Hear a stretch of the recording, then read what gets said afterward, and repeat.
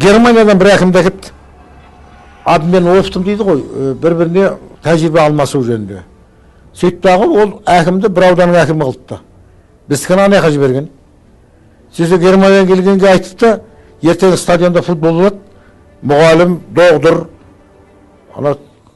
адел культураның адамдарын жинайсың деп. Сөйтсе шақырып алыпты дағы, ертең футбол келіңдер десе, түгел барыпты ғой. Ана әкім таң қалыпты ана неміс. Соны тағы бір ақын келеді, соны кездесуіне келді, түгел келіпті. Бұлардан бір адам қарсы шықпады ғой бұлар. Бұлар соны өздерінің ой, өздерінің пікір жоқ па деп таң қалған ғой анау. Сосын сөйтіп бар жұмсай жердің бәріне бара берген екен, бір күні бәрін шақырып алыпты дағы.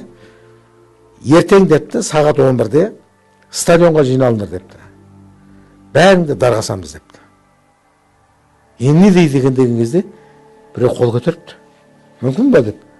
Ана әкім ойбай бір қарсы шығатын адам болды ғой деп. Не айтасыз десе.